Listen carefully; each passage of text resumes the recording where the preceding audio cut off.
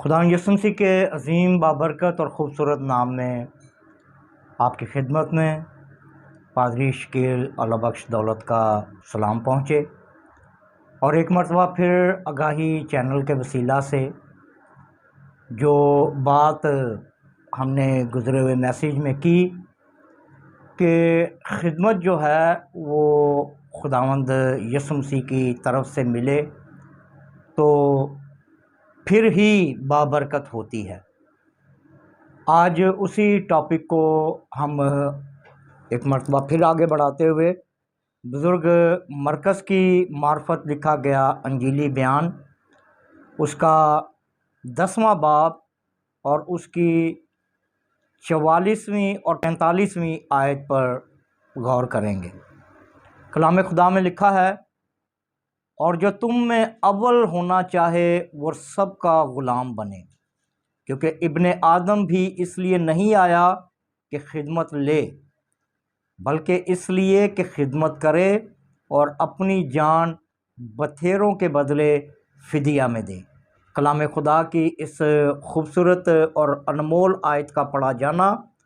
ہم سبوں کے لیے خوشحالی برکت کا باعث ہو، آمین۔ جب ہم بات کر رہے ہیں کہ خداوند یسوع مسیح نے خدمت کرنے کے سارے طریقے جو ہیں وہ اپنے شاگردوں کو کر کے دکھائے، اور پھر شاگردوں نے بھی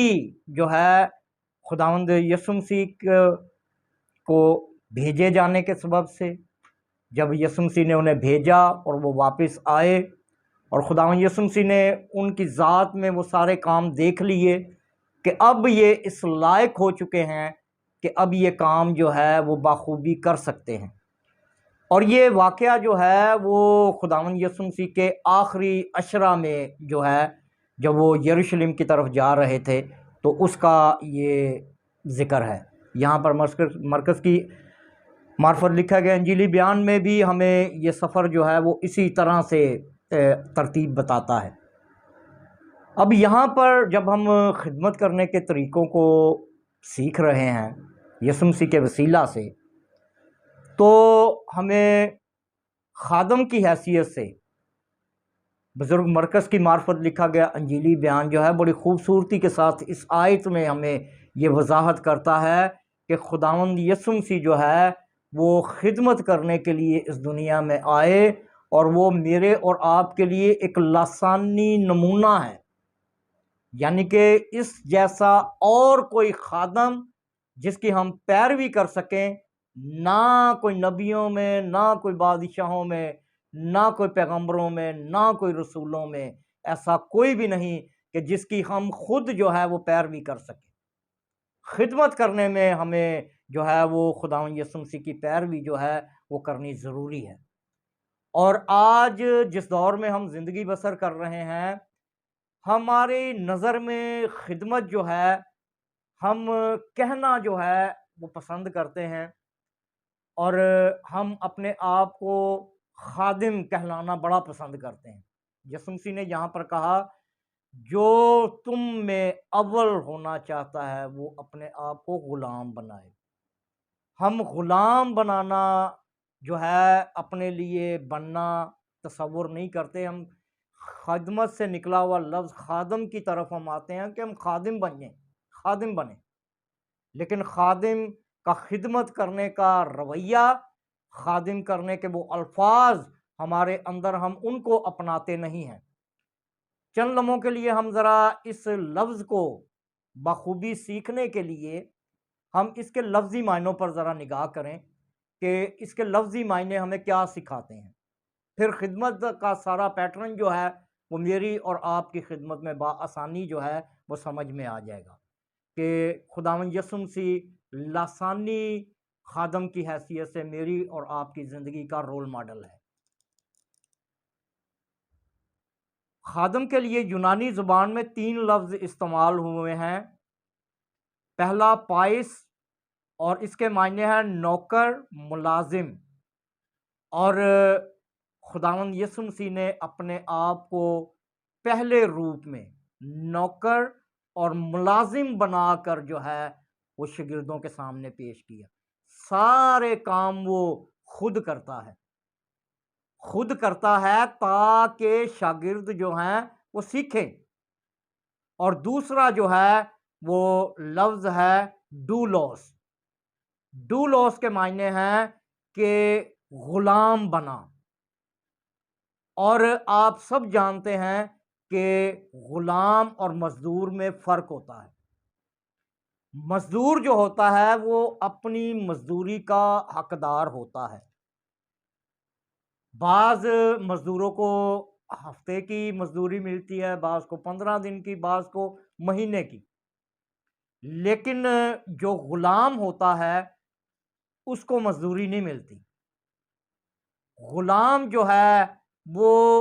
24 گھنٹے کا ملازم ہوتا ہے، اور اس کو ایک ہی مرتبہ جو ہے وہ خرید لیا جاتا ہے، اس کی قیمت جو ہے وہ ایک ہی مرتبہ ادا کی جاتی ہے۔ اس لیے میرا اور آپ کا خداوند یسوع مسیح جو ہے وہ اس لفظ کے مطابق زیادہ تر غلام ہونے پر زور دے رہا ہے۔ اور جب ہم تیسرے لفظ پر نگاہ کرتے ہیں تو تیسرا لفظ ہے اکانوس، اور اسے آج ہم ڈیکن کے طور پر دیکھتے ہیں، یعنی کہ جیسے ہمارے پادری صاحبان ہوتے ہیں ان کے ڈیکن ہوتے ہیں،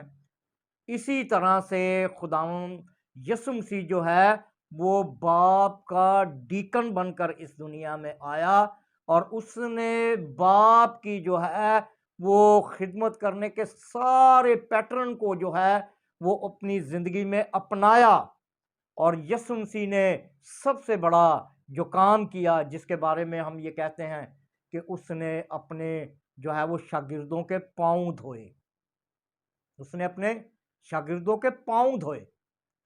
پاؤں دھونے سے مراد اس سے بڑا اور نمونہ جو ہے وہ ہمیں نظر نہیں آتا۔ یہ اس وقت جو غلام لوگ ہوتے تھے وہ یہ کام کرتے تھے، تولیے سے جو ہے وہ پاؤں پونچھنا، یہ غلام کام کرتے تھے۔ خداوند یسوع مسیح نے اس قدر اپنے آپ کو پست کیا، اپنے آپ کو دکھایا کہ ہم نے اس طرح سے خدمت کرنی ہے کہ جس طرح سے ایک گھر کا سربراہ جو ہے وہ کام کرتا ہے۔ اور یہاں پر یہ لفظ جو ہے ہمیں اس بات کی تلقین کرتا ہے، ایکونس، کہ یہ گھر کے مختار کو ظاہر کرتا ہے وہ نوکر لیکن گھر کا مختار ہے، اور مختار جو ہوتا ہے وہ اپنے گھرانے کے افراد کو پہلے کام کر کے دکھاتا ہے کہ اس طرح سے یہ کام تم نے کرنے ہیں۔ اور آسان سے لفظوں میں اگر ہم اس ساری بات کو جو ہے وہ قلم بند کرتے ہیں یا بند کرنے کی کوشش کرتے ہیں، اپنی زندگی میں اپنانے کی کوشش کرتے ہیں، تو خداوند یسوع مسیح اس لفظ کے وسیلہ سے ہمیں ایک ایسا غلام پیش کر رہا ہے جو مختار والا ہے، جو اختیار والا ہے، جس کے پاس یہ آرڈر اور یہ اتھارٹی ہے کہ وہ اپنے گھر کے ہر ایک فرد کو اس گھر میں رہنے کے طور طریقے سلیقے جو ہے وہ سکھا سکے،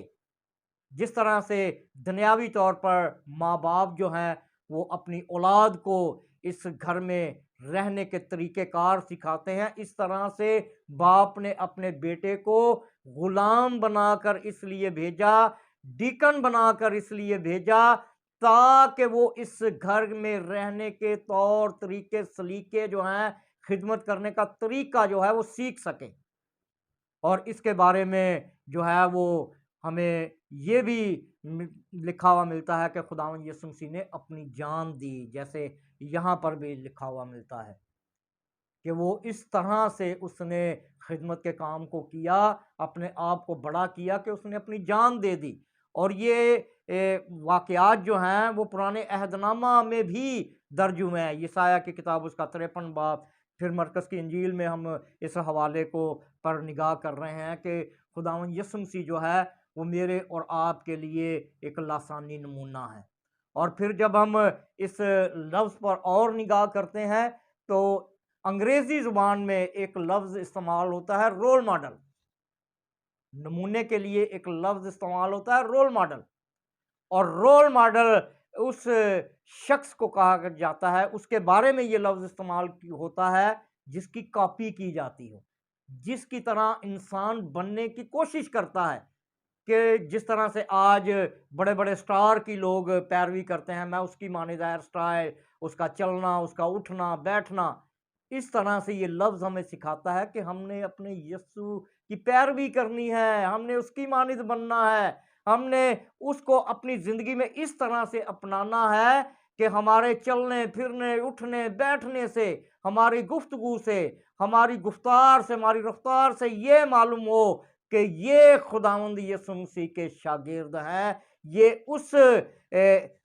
आसमानी घराने के फ़र्द हैं जिसका सरबराह बाप और बेटा और रूहुल कुद्दस हैं।